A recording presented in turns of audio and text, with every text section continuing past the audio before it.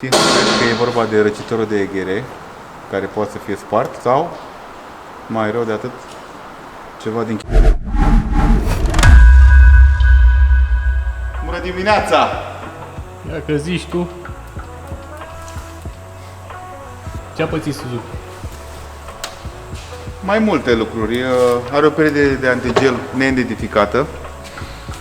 Să zic că am identificat-o, dar cum? Prin presupunere. Nu, curge pe partea din spate a motorului, nu se poate vedea, m-am uitat cu o oglindă atât de mică și nu pot să văd. În schimb, pe partea de jos se vede clar că vine ulei antigel pe cutie. Presupun, din ceea ce cunosc, că e vorba de termostat, pentru că termostatul e fix în spatele chiloasei. Și fiind carcasă din plastic, este crăpat, corodat, îmbătrânit și o să desfacem. Dacă să desfacem termostatul, va trebui să dăm pompa de vacuum jos. Pompa de vacuum curge, i-am pus și pompă de vacuum, i-am pus și garnitura la pompă de vacuum și tot în același timp curge și la capacul la culbutor. Practic o să fie așa, capac de culbutor jos cu garnitură nouă, pompă de vacuum cu garnitură nouă și termostatul unei probleme în spate, dar va trebui să fac mult.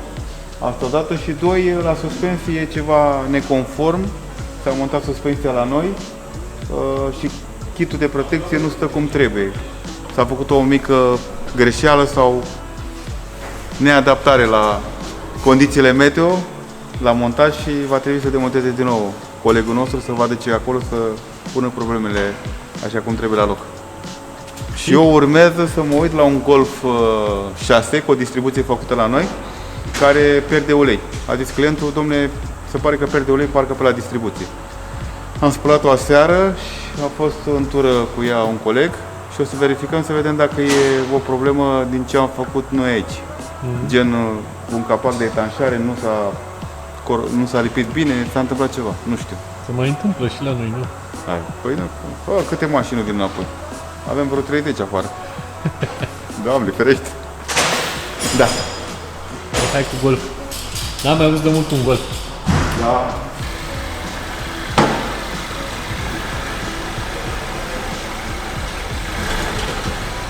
E ok? E bine, da? Este super. Bine. E tras. Vestitul Cilentul 1.4 TSS, FSSI, SSI. Uite aici, FSI. Fus. Ăsta e FSI cu fus. FSI. Ce fac, mă, FSI mic? Ce viață. Aici e scaunul ei personal. Da, ți-a luat loc. Mi-a la loc, gata. E mai bună. I-am zis lui Bogdan să ia câte o muță și pune la fiecare scaun și nu mai stă în ziua jos. Niciunul. Mă, Dragoș, nu mai scap de M47, ăsta e blestem. N-ai cum să scapi de ele. Unde să fugi în lumea asta să scapi de M47? Cum se prezintă acest exemplar? Bă, motorul arată spectaculos de bine. Singurul lucru care nu-mi place la motorul ăsta e că a fost spălat. A fost pregătit, da, de vânzare. Și am avut un pic de spectacol cu injectoarele. Cum arătau injectoarele. N-ar trebui să arate așa. Nu, clar nu. Aia e apă, se vede strada din cauza apei sau. Și a ruginit inclusiv cleștele de prindere. Da.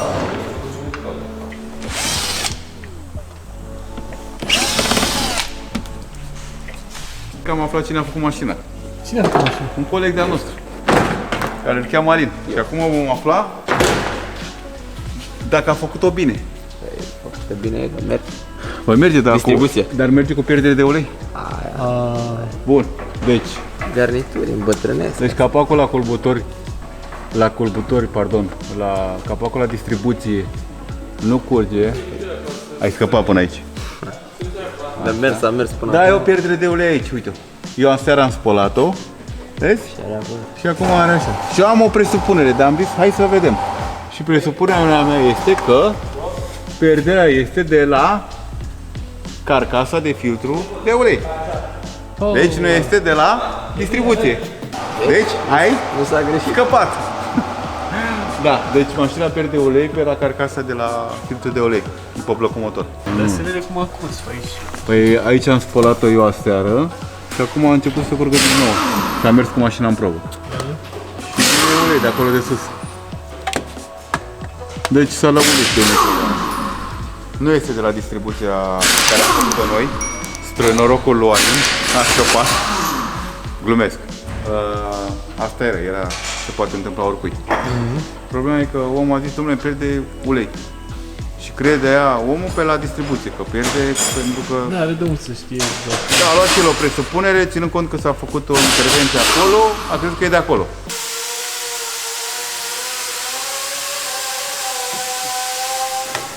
Nu e aici.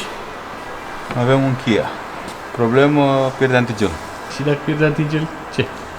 Păi se completează cam mult. Gen 1 litru la vreo 200 de km. Baltă sub ea? Nu. În schimb, toba la ieșire pe evacuare este foarte spălată. Dimineața scoate un fum combinat alb cu albastru.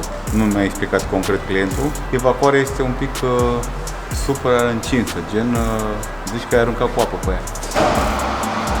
Și se schimbă la floare. Așa este galeria de evacuare. Cred că e vorba de răcitorul de eghere, care poate să fie spart sau, mai rău de atât, ceva din chiloasă.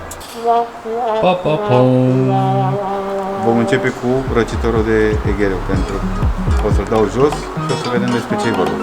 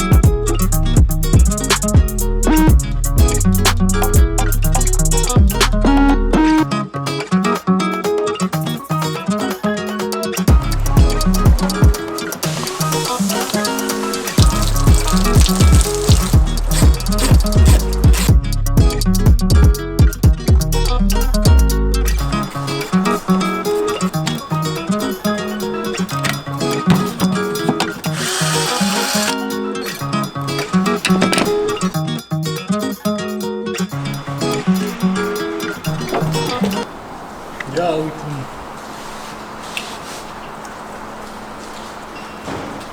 Unul problemă. Posibil da, posibil nu. Pare foarte spălat eghereul. Pe aici intră gazele și pe aici pleacă în eghereu, din eghereu pleacă în admisie. Da. Posibil, dacă e spart aici răcitorul pe traseul ăsta, să intre antigelul, e prea spălat aici. Eu mă gândeam așa, că tot e sezonul ăsta acum, să dăm și noi la pește puțin. Posibil să se vadă. Deci are apă în galerie. Da. Deci dacă e apă în galeria de evacuare, înseamnă că... În proporție de 80% este vorba de răcitorul de eghereu. Aha. Deci are șanse mari să scape mai ieftin. Teoretic, da. Și practic urmează să vedem. Aici vom băga presiune de la aparatul nostru în interior și în momentul când se va crea presiune, dacă răcitorul este spart, va curge apă ori pe aici, ori pe ambele părți.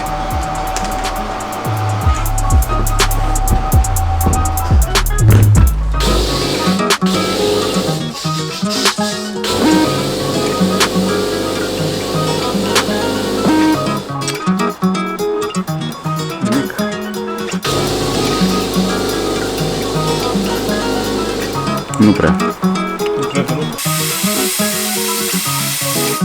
Hai să desfac galeria, mă zic. Nimic. Desfacem galeria, să ne uităm direct înăuntru, în motor. În supape. Deci ce avem noi aici, Rareș? În turbină? Avem niște apă. E apă?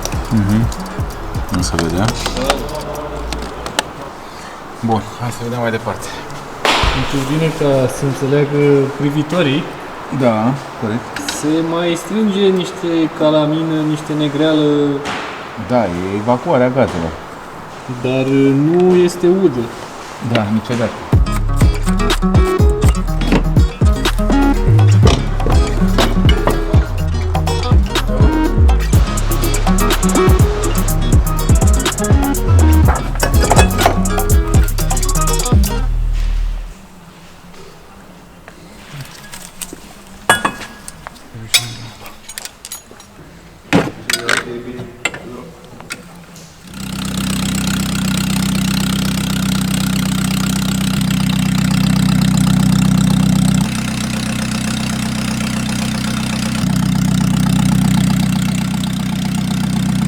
Mai puțin la 4.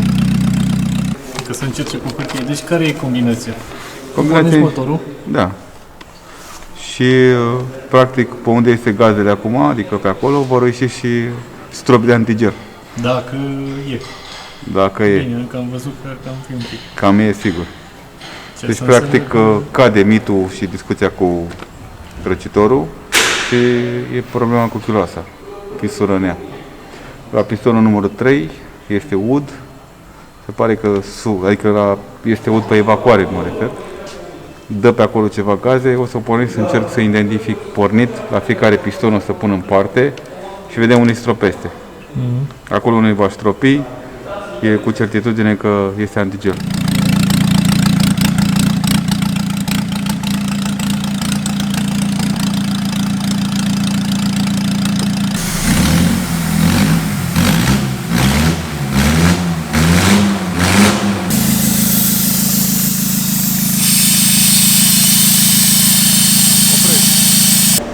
Concluzia finală, chiloasă defectă.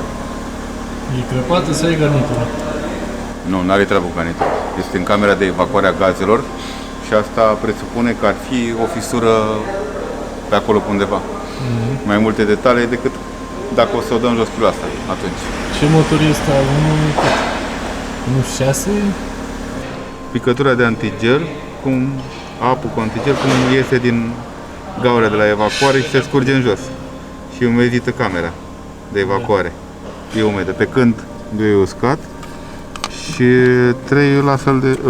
pardon, 1 la fel de uscat. Așa, mai poți să te arăt la 4. Cred că îl vezi și tu la 4, uite. E uscat. E, la 3 nu e uscat. Deja a plecat picătura de antigel în jos. A dus. A luat-o la vale. Am Motorul rezolvat. de Kia diesel ai desfăcut până acum? Nu. Poate că nu face. Ceva hotără clientul, poate și al motor, habar n-am, nu știu. O să-l anunțăm. Da. Cam asta e. Baftă.